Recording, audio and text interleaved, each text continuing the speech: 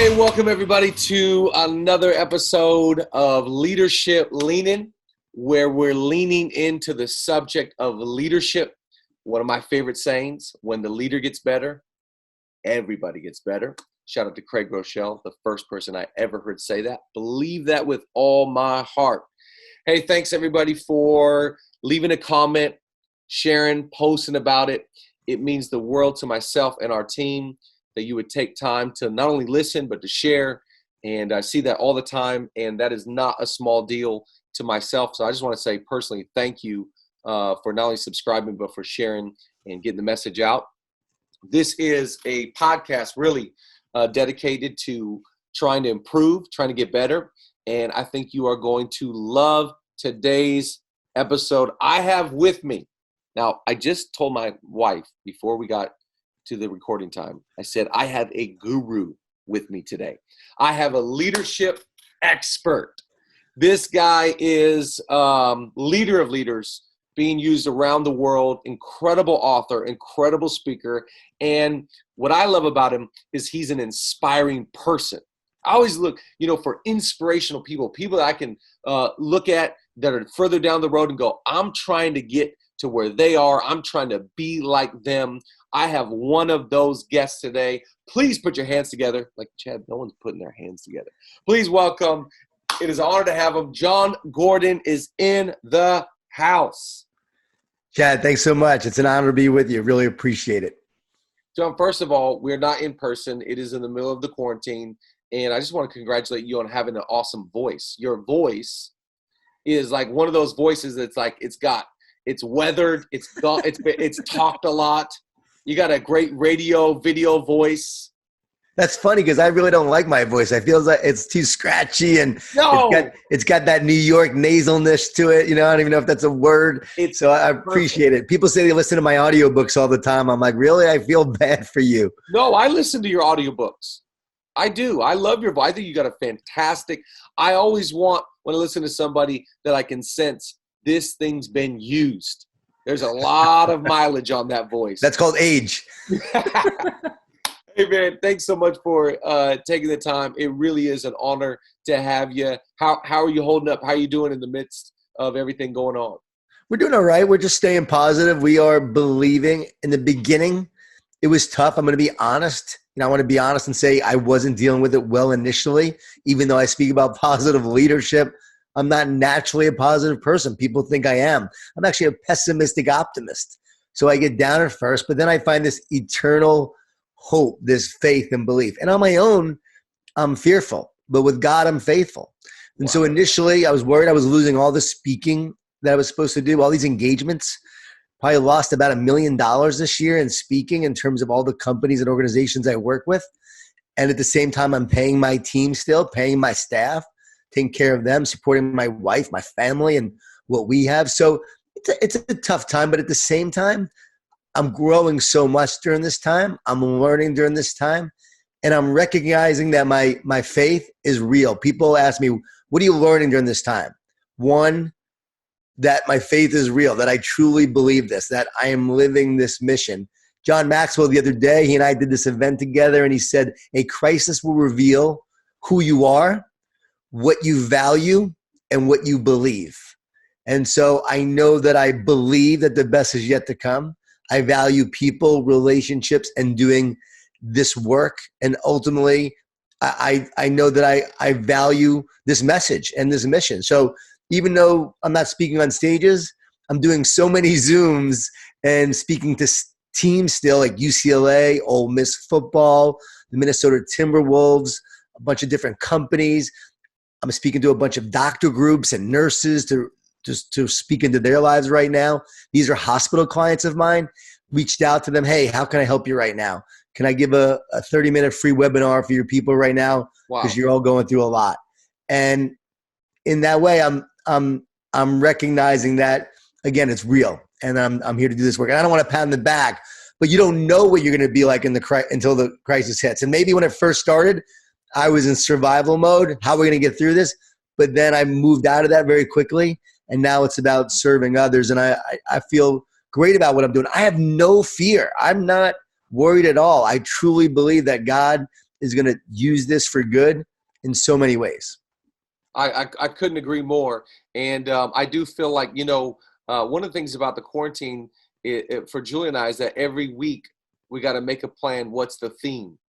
Week one, I think, was the hardest for my wife. It was, I remember reading, you put out like a tweet, like you were headed somewhere like on a plane when you found out and you had to come home. Like it was so sudden for all of us. I was headed to Sweden. I was in Birmingham.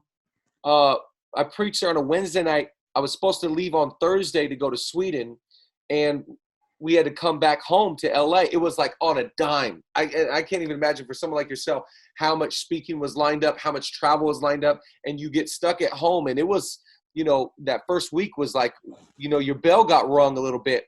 Then after that, it's like you got to create themes and be intentional and deliberate. And the feeling like I can't control so much. What can I control? I can control my attitude. I can control my thinking. I can control my schedule, organizing my time. We had to really, as a family, pivot to go, we lost so much control. What can we control? Talk to me about leaders that overcome difficult situations. What have you seen? What is the common thread that you've noticed out of this time in you, but also you notice in great leaders when we face adversity, when our back is up against the wall and we're, hard pressed, what do great leaders do in that time? First thing they do is they communicate. You must communicate to your team. Even if it's not good news, you communicate because communication builds trust. Trust generates commitment. Commitment fosters teamwork and teamwork delivers results. It all starts with great communication. Remember this, where there's a void in communication, negativity will fill it. So communicate the facts, communicate the plan, communicate the challenges, communicate the truth. We have to accept the brutal facts, as Stockdale says in the Stockdale paradox, right? You have to accept the brutal facts, confront them. Don't sugarcoat it. This is not about Pollyanna positive. This is not about seeing the world through rose-colored glasses. This is knowing you have the power to overcome the thorns. So we see the problems, we see the challenges, we communicate them, but we talk about then a plan, a way forward. So as a leader, you're not just communicating, now you're talking about a plan. Everyone needs to know the plan, embrace the plan, and relentlessly work towards the plan. Alan Mulally, former CEO of Ford, came in 2006. They were losing $14 billion. He told me he turned them around in a few short years, one of the greatest leadership feats in history, by the way, in history. He also turned around Boeing. He told me everyone had to know the plan, they had to embrace it, and then work towards it. He said, John, positive leaders find a way forward.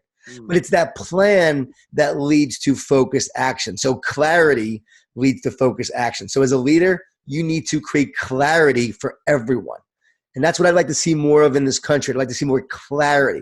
This is our plan. This is what we're going to do. This is how we're going to do it. And this is how we're going to execute it.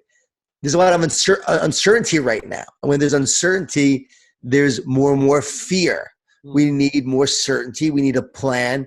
And we need a strategy on how we're going to actually implement it. So great leaders talk about the plan. They embrace the plan. And they get everyone to rally towards the plan. They also lead with optimism and belief. What you believe ultimately determines what you will create. And so we got to lead with that optimism. We got to lead with that faith and that belief. What are we becoming? Research from Duke University talks about optimists. They work harder, get paid more, and are more likely to succeed in business and sports. And what they found was that because these optimists believed in a brighter and better future, they took the actions necessary to create it. It became a self-fulfilling prophecy. It's so funny though, Chad, the researchers used the term deluded. They said they deluded themselves into believing it was possible. We might choose the term faith instead of delude, right? Right. We just had faith. Well, they deluded themselves. And so often people of faith, we are accused of being delusional. But it's that faith. It's that belief where we then take actions every day to ultimately create it. And that's why being an optimist is so important. That's why as a positive leader, you find a way forward. You believe that the best is yet to come. So you take the actions to create the best outcome. Work with Dabo Sweeney for the past 8 years now, Clemson football. Talk about a positive leader, 6-7 in 2010, about to get fired, doesn't get fired, comes back and then has a run of success, including 2 national championships. The guy is so full of optimism and belief. He built his program on Galatians 6:9. Let us not grow weary in doing good, for at the proper time, we will reap a harvest if we do not give up. We don't give up because it's hard. We give up because we get discouraged. And now more than ever as a leader, we need to stay encouraged, and we need to encourage others. Leadership is a transfer of belief. We got to transfer this belief to others, and we have to believe in others more than they believe in themselves. So right now, as a leader, I'm talking to my team. We're talking about the brutal facts. We're confronting them. We're talking about the situation, but we will find a way. Here's what we can control, as you said earlier. Here's what we can do, and here's how we will prevail in the future. So we're surviving. We're advancing like March Madness, survive and advance. Right. We are adapting. We're innovating, getting better. And then we're going to thrive on the other side of this. We're probably not going to thrive now as a team, as an organization. Our numbers and goals, we're not going to hit those right now. Most organizations, unless you're selling toilet paper, you're not going to do well. And so on the other side of this, though, we can thrive, and here's how we're going to get there. And the optimism is talking about that. And then finally, as a positive leader through a crisis, you want to share the vision. You want to lead in vision, not circumstance. Great. And so our vision is always greater than our circumstances. And by the way, I wrote a book called The Power of Positive Leadership, as you know, but I measured against Jesus. When I wrote this book as a believer, I wrote this book and I said, is this how Jesus led? And every principle I put in there, I measured against Jesus as a leader. And it's very much how Jesus led, but as a secular book with secular language, but it's Jesus's principles for leadership. And he always led with vision, right? Always. He always called us to a brighter and better future. And as a leader, that's what you need to do right now. You need to share the vision. This is where we're going. Yes, we're here now, but this is where we're going. Yes, we're facing these challenges, but here is where we're going now. Because pessimists do not change the world. And neither will you if you allow your circumstances to define your attitude. Wow. Naysayers say you can't do it. Complainers complain about problems, but don't solve them. We know critics write words. They don't write the future. Throughout history, it's always been the positive leaders, the believers, the dreamers, the doers who made the greatest impact. And I think now more than ever, your team needs your leadership in that way to get through this crisis. I love that. Say that line again. Critics never wrote the future. Oh yeah, they write words, but they don't write the future. That is the truth. Great thought to keep in mind. Critics can't. It's only the positive. Throughout history, it's the leaders, those that grab a hold of the moment. And I want to kind of rewind the tape because you have such an incredible, unusual story of how you got here. I mean, talk about a guy that just had to cancel $1 million worth of speaking and writing books, helping, from Ford to Clemson University. What's happening with your life is truly remarkable. But take me back to that life change. Take me back to the decision. Tell me a little bit about your story to encourage those leaders that are listening right now going, hey, I'm in this spot in this city, and I hear these cliche sayings, the best yet to come. I don't even know what that looks like. I think your story is one of inspiration and one that people can go, wow, if God could do that for someone like Jon, maybe God could do something pretty incredible and great with my life. I'm so glad you said it like that because it's amazing that I am where I am right now when I think about where I came from. I think about my past. And so I know this is all God. It is amazing what God can do with your life. Because a number of years ago, my wife almost left me. I was so miserable. I was so negative. I lost my job during the .com crash. And during that time was much like this. For a lot of people, it was like that for me. Lost my job. The world just slowed down. Didn't know how I was going to pay the bills. Only 2 months of savings in our savings account. We had a restaurant that was opening that we second mortgaged our home on, a Moe's Southwest Grill burrito place. And we put $20,000 on credit cards, second mortgage our home. So this place is opening. I lose my job. Most terrifying time in your life. I mean, I don't even know how we're going to pay the bills because it takes 6 months to a year for a restaurant to make money.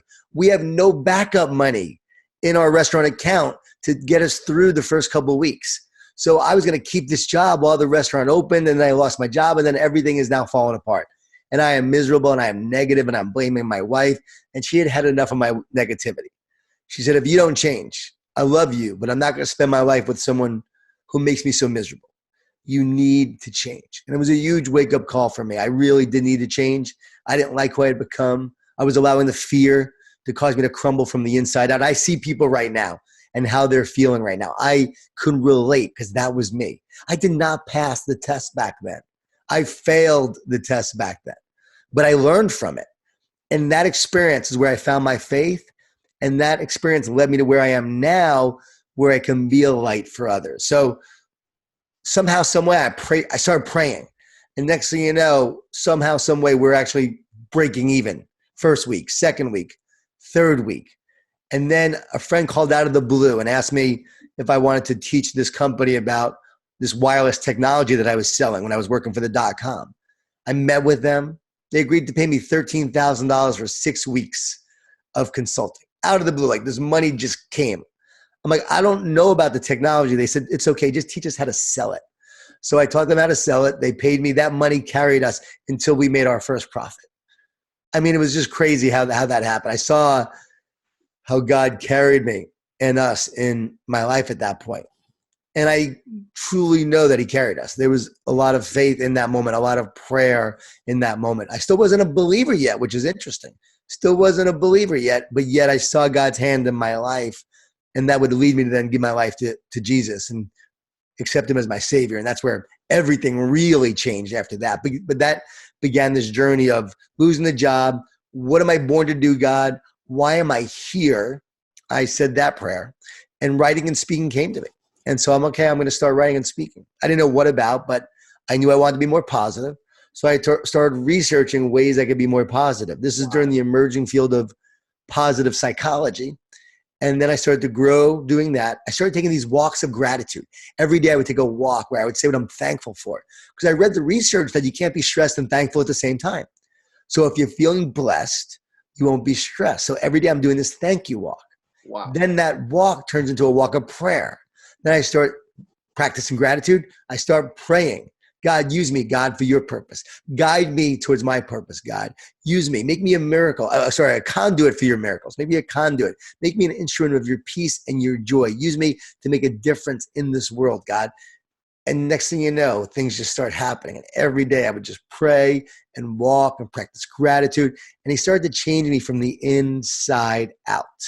And then the restaurant started making money. Next thing you know, we opened up 2 more. Then I sold those knowing I wanted to write and speak full time. That was a God sign as well when he showed me it was time to sell them. And the writing and speaking was not going well. I was losing all the money that I had basically sold the restaurants for. And it was going fast because we were living off it. And then one day I'm taking a walk and I'm praying, and the idea for the energy bus came to me on a walk. And I had this book. I wrote it in 3.5 weeks. Rejected by over 30 publishers at first. Wow. Finally becomes published by John Wiley and Sons. I become a believer while I'm writing the book. I should mention that. I became a believer. I was baptized while I was writing it. Then comes out. My mom actually passed away right before it came out. Jeez. And I go on a 28-city tour, paid for it myself. Publisher wouldn't even pay for it. And I go from city to city sharing the message in the book because no bookstores would carry the book. And so I went on a tour around the country just sharing the message. 5 people in one city, 10 people in another. The most people we had were 100 people in Des Moines, Iowa. They thought Jeff Gordon was coming. That's why they showed up. It's a true story. They did. Like, hey, Jeff, got home, didn't know what the future held, but I knew that God had given me a vision to go do this. And here was the vision, and it still is to this day. Encourage and inspire as many people as possible, one person at a time. And I'm still focused on that vision, that mission right now. It's incredible. And so, I mean, I listened to your story, and I know there's a lot of, bumps and bruises and ups and downs through the process. But when you look back on it, you go, wow, you just see, divine appointment, divine, revelation or insight, understanding, the idea on a walk. Were there moments, and because I always think this about leaders, my life changed with a relationship. relationships, I think when God really wants to bless you, he connects you to somebody. Was there a relationship during your, you're selling the restaurants, or maybe the book comes out, or the tour, or after the tour? What relationship or two absolutely changed your life and inspired you, or opened up a whole different world of relationships to you? Who was someone that just like absolutely changed your life? Several. Definitely Erwin McManus, who led me to Christ through his sermons via CD. I didn't even know him. I listened to these sermons. But as I got to know him, that faith journey impacted my life in a huge way. Ken Blanchard, the author of The 1 Minute Manager. He taught at Cornell. He's a Cornell graduate. I went to Cornell. He was a legend at Cornell. I wanted to be like Ken Blanchard. So I reached out to him. He wrote the foreword to The Energy Bus. That would change my life. And also the fact that he was a person of faith also in the business world. So he showed me that's what a man of faith looks like. And I wanted to be like him. So I would say he had a huge impact. And then Jack Del Rio, the first coach to bring me in to speak to their team, was Jack, the Jacksonville Jaguars, in 2007. Because of my friend Mike Ryan, who was the head athletic trainer, gave the book to Mike Smith, who was the defensive coordinator. Mike gave it to Jack. Jack calls me up out of the blue. I get a call from Jack Del Rio.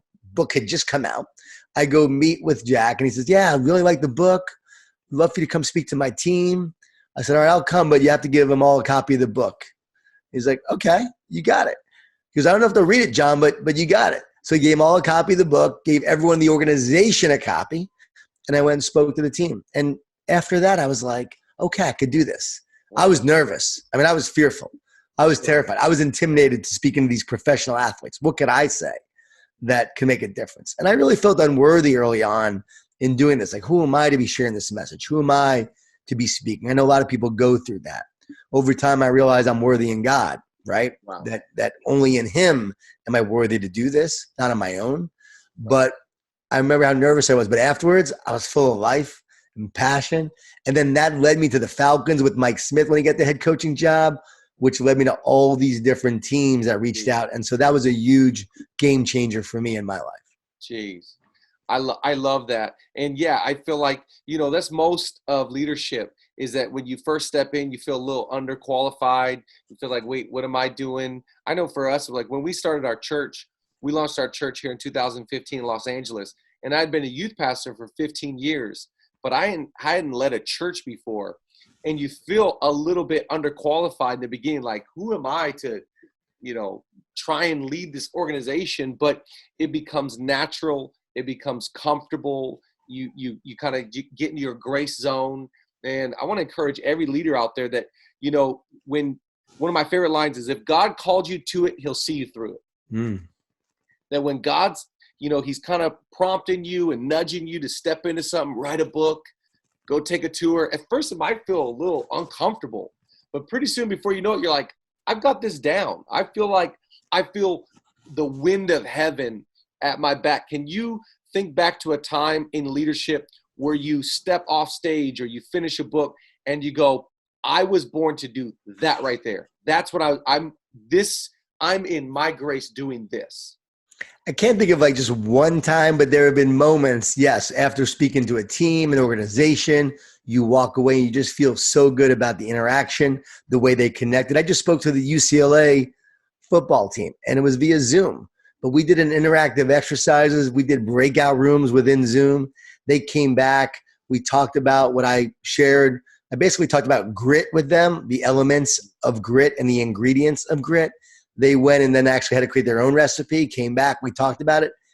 It was so special because they were all asking questions and talking. And you get done with that and you're like, all right, this is what I'm here to do. I'm here to make this kind of impact.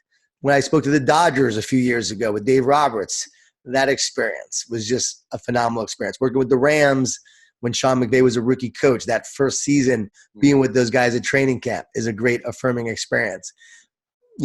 Just recently working with Snapchat and Evan Spiegel, who is the, founder of Snapchat and the CEO. And so he reads The Power of Positive Leadership, reaches out, invites me to speak to his leadership team. So now I'm working with his leadership team. But before I got there, I'm like, what do you want me to talk about? I'm thinking these are really smart people, right? Like benefit cost analysis of negativity and all this data that they might want and so forth, and research, which I have research on it, but I'm thinking they want all that. And Evan goes, Jon, just help us stay positive. Wow. We got Instagram coming at us. We got the market that's giving us a hard time. This was 2 years ago, right? When they were getting a hard time from the market. Wall Street was coming after them. Everyone was saying that they were going to be in big trouble. And if you follow them the last 2 years, they stayed positive. They put their head down. They tuned out the outside noise. They showed up every day creating from the inside out, which is what we talked about. And they had a lot of success. And it was cool because Evan talked about that in a recent business article about how that changed them from focusing outside in to inside out. Wow. Again, but it's a simple message. Stay positive. So more and more is confirmation that this works. Yep. And this is meaningful. And even more now than ever, like I'm getting a lot of people reaching out saying, wow, your messages are really great during this time.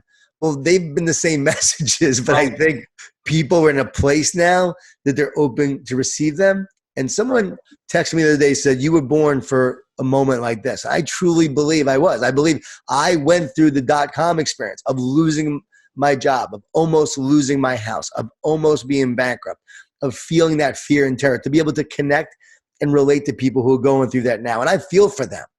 But I also know that this is a time that they have to find their faith. And as they do, right, as they find their faith, God will see them through it. It's going to be a challenge. I'm not saying it's not. Your faith in God doesn't make life easier. It makes you stronger. That's right. That's right. I love that. Now, you've gotten to be around so many teams. You've listed a couple of them and countless more, right? What makes, in your opinion, a great team? And how do you know when you walk in and you're getting ready to talk to a team, what are some nuances or what are some telltale signs that you go, there's dysfunction here? So there's some settings you walk in and you go, this thing's, wow, I'm impressed. This is a great team. Other places you probably walk in and go, yeah, they need someone like myself right now, because I could tell there's, it's fragmented, it's lack of purpose, lack of unity. What are signs of greatness and what are signs of dysfunction that we could be aware of? Such a great question. Working with so many teams, you can tell when you walk in what kind of team, what kind of culture. Are they dysfunctional? Are they united? Are they connected? Are they positive? What kind of culture do they have? And the more you spend time with a great team and you start to see it, you notice when they don't have it. So you can see it and when you don't see it. And it all comes down to leadership. It really does. Like the leader drives the culture. Yes, the team has to buy into it, but you have to have great leadership that reinforces the principles you talk about. I wrote a book, The Power of a Positive Team, and it's the principles and practices that make great teams great. Well, if you go through these principles and practices, you're going to be a strong team. So the coaches that actually go through the formula, embrace the principles, share them, and get the players and team to live them, you see them and you see it play out. For the ones that don't, who just read it or hear about it and don't really live it, don't put it into habit and practice, it doesn't happen. So it's all about the leadership. But some characteristics, do they have a shared vision and mission? Are they really bought into the shared vision and mission? Do they stay positive together through adversity and challenges? When you hit adversity, whether you run away from each other or you run towards each other. You know what kind of team you have when you do that. Here's the biggest one. Are you connected? Because if you are connected, then you will be committed. And the more connected you are, the more committed you will be. You'll never have commitment without connection. So you need to be a connected team to be a committed team.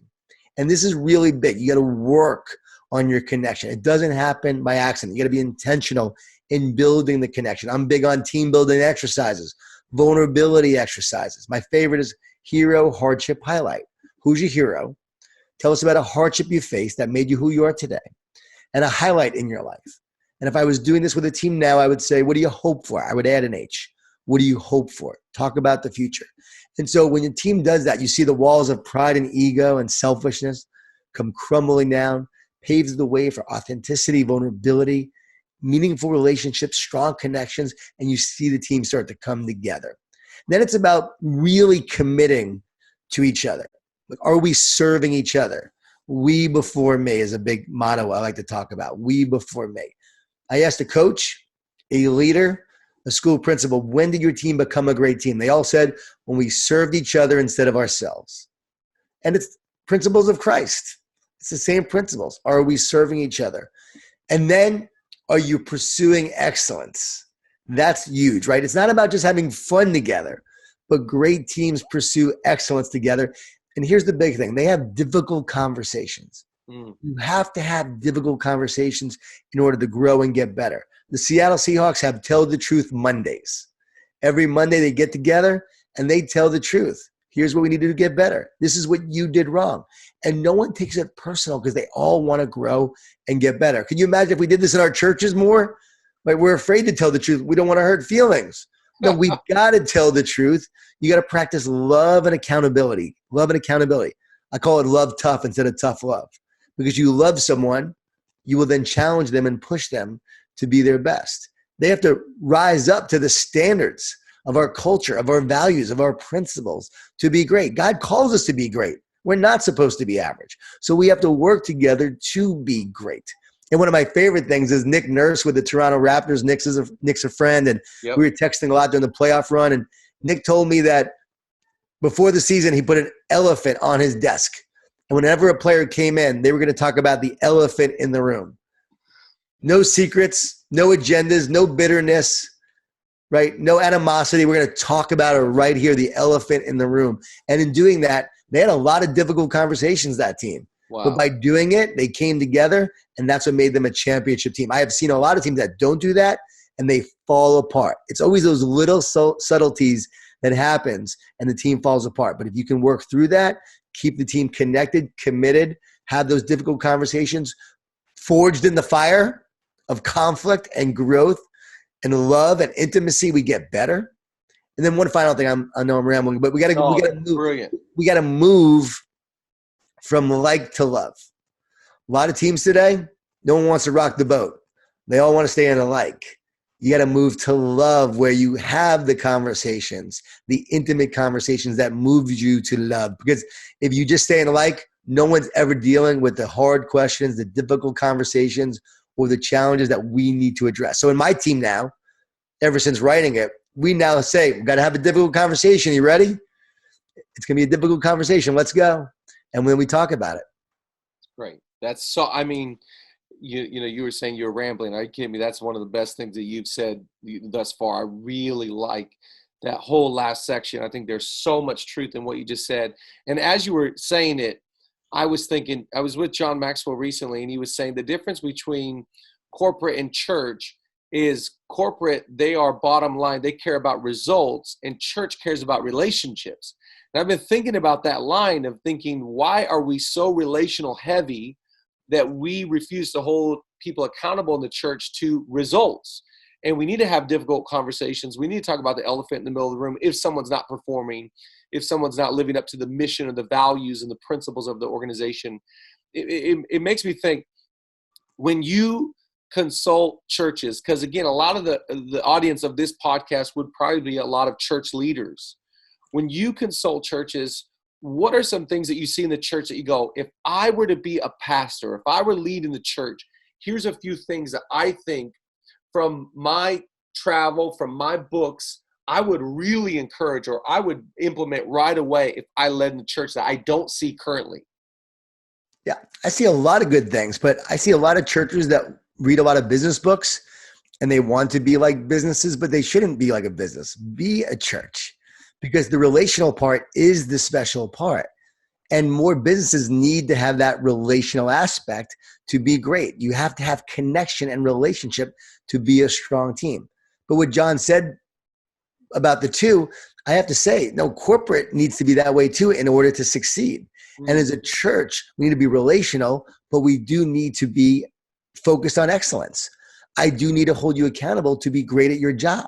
I need to put you in the right position, the right role, so that you can use your gifts and your strengths to serve the body of Christ, to serve the mission. So I think from a leadership perspective with churches, what I would do is I would make sure that everyone is using their strengths, that everyone is in the right position, that everyone loves what they do. If you don't love it, then don't do it. Yeah. Find something you love to do, and don't just be here because you feel like you have to be here. Mm. I meet a lot of people that are in a church, but they're not missional about the church. And so you need to be missional. I meet some companies that have more excitement and passion and mission than some churches. I've, I've been to some great companies that you feel like you're in a church when you're in their meeting. It's unbelievable. Wow. So for me, it's about taking the best of both and really bringing the love tough standard, bringing the difficult conversation standard, and really not accepting a volunteer just because they want to be there, but find someone who could be great and also want to serve at the same point. Andy Stanley said it best. He said, have a ministry, don't hire a ministry. I just love that. Have a ministry, don't hire. I actually use that in my business. Like, I'm not going to hire someone just because I feel bad for them. They have to be good at what they do. I love that. Then the ministry component is going to be separate, but I have to hire people who are great at what they do. Why? Because we have great people around us. As Pat Riley says, you don't have to yell at someone who wants the same things as you do. And you don't have to get on someone who's great at what they do. And when they're great at what they do, it makes everyone else around them great. And so to build a great team, I have to build a team of great, talented, skilled people who are living their vision and mission and love what they do. And if we have that, and they're all driven by a greater purpose and vision, we're going to be unstoppable. I love that. Now, I love the way that you explain great teams. And I want to pivot now just to the individual. For leaders, for you, for me, for anyone listening, what are some disciplines I need to have in my life to promote a life that I'm trying to build, to take me to a place that I'm not yet there? What are some disciplines I need today that are going to carve out a massive future for my tomorrow? What do I need to be doing daily? What a daily discipline structured life? For me, it's really understanding your purpose. Like, why are you here? We don't get burned out because of what we do. We get burned out because we forget why we do it. So what is your purpose? What is your why? You have to know ultimately the essence of who you are and why you're here. And you can't build something great if you ultimately don't know why you're here and what you're building. So it starts with purpose and vision. Always starts there. Your why, and then what are we wanting to build? It's what I wrote about in The Carpenter. You got to design your masterpiece. And what does that look like? And so often that masterpiece is going to come from God's vision for you, because God's plan for your life is greater than your plan. His vision is greater than your vision. Great. So God, what do you want me to build? So first off, it's got to be built with God. People often ask me if I have a ghostwriter. I get asked so often, I must not look smart enough to write a book, because I get asked a lot. But I say, I don't have a ghostwriter. I have a holy ghostwriter. And so I know that I'm writing the books that God wants me to write, and he's speaking through me to write these books. And only through him can I write something. So for me, it's about surrendering to that vision. Who you are determines how you lead. It all goes back to who you are first and foremost. So if you don't develop you and your relationship with God, then you'll never have the foundation to really build something great. Skyscrapers, when you build a skyscraper, you have to go down really deep first, like 20 stories deep. And you have to build that foundation in order to be able to build a skyscraper that could reach new heights. It's the same thing. We have to really go down deep of who we are, of our essence. And once you know that and feel that, then you can go really and soar really high in your leadership. So to me, it all starts with that first and foremost. Why are you lead? What do you want to build? What do you want to create? And then the discipline every day to show up. Telescope, microscope. Telescope is big picture vision.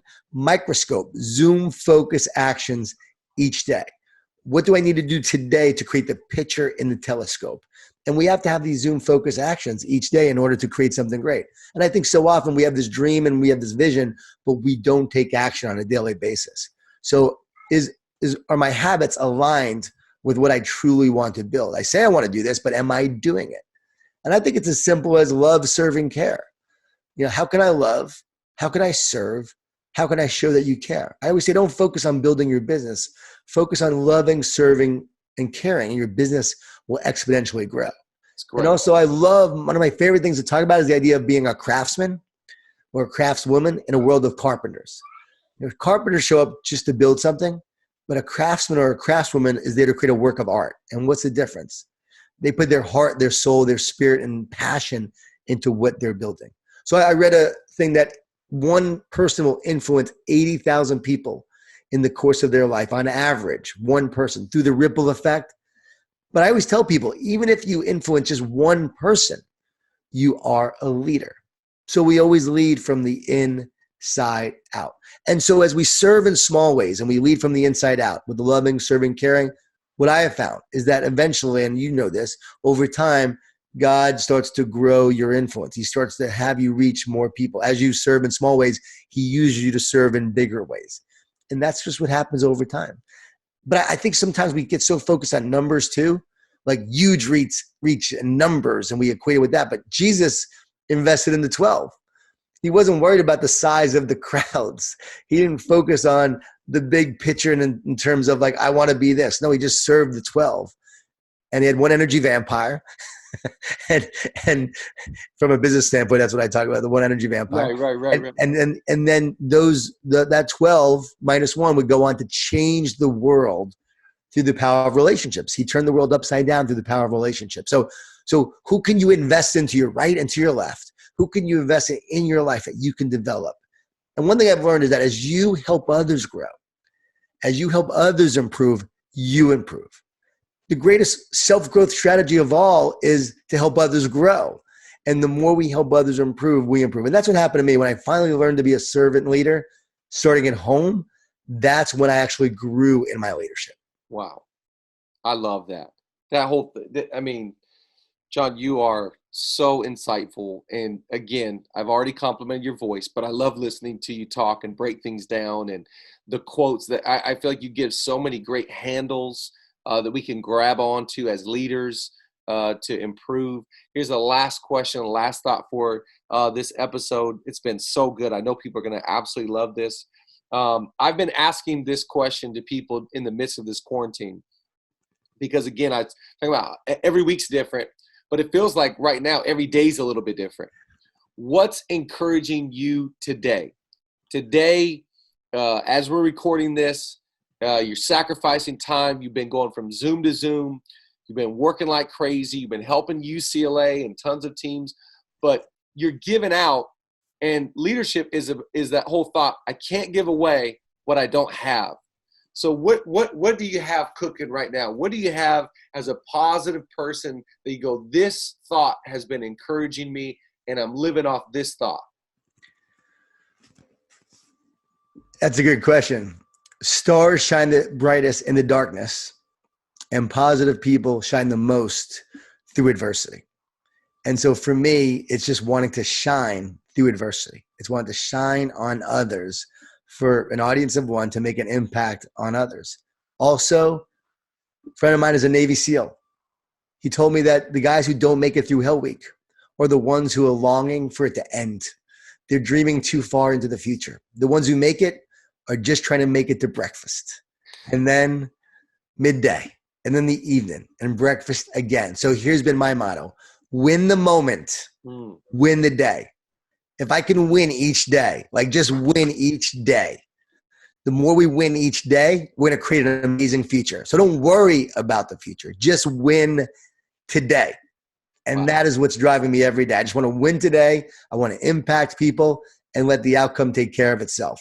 And, I wrote a book called The Garden. It comes out in June. That's encouraging me because The Garden is all about the battle of good versus evil and the battle for identity.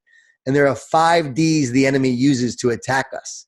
And those 5 Ds are doubt, distortion, lies, discouragement. There is distraction, and then division, the 5 Ds, which then leads to the 6th D. And God showed me this in a walk one day, by the way. And the 6th D is defeat in a team, divorce in a marriage, and destruction in a person's soul if we allow these 5 Ds to play out. But what's encouraging me is I know that through God, right? We know love wins, right? Jesus, what happened in the garden, the separation of man from God, he is the answer to the garden, what happened on the cross, and he reconciles the separation and brings us back to God. And so I see the 5 Ds playing out right now in our society. This virus, man, you can watch these 5 Ds play out in a huge way. distortion. There's so many lies out there. There's a ton of distractions right now. There's a lot of discouragement going on. There's so much doubt. Can God be trusted? Can we trust our government? Can we trust each other? Do you have the virus? Do I have the virus? Do you have it? There's so much doubt, and as a result, there's division. And the word anxious means divided. The word anxious literally means divided. So when we are anxious, we feel separate from God. Think about Adam and Eve hiding in guilt and shame after they ate the fruit because they wouldn't obey God. So powerful when I think of that analogy, right? And so anyway, wrote this, and I'm encouraged that I'm going to share this very soon with people because I really believe that this is what they're going to need to overcome fear, stress, and anxiety. And it's not like my other fables. My other fables are business fables. Like this, I go like all in, and I share that Jesus is the answer to these 5 Ds. And so it's a salvation story in this book of 2 teenagers who are twins. And Mr. Irwin, inspired by Erwin McManus, Mr. Irwin teaches them these lessons on how to win the battle of good versus evil.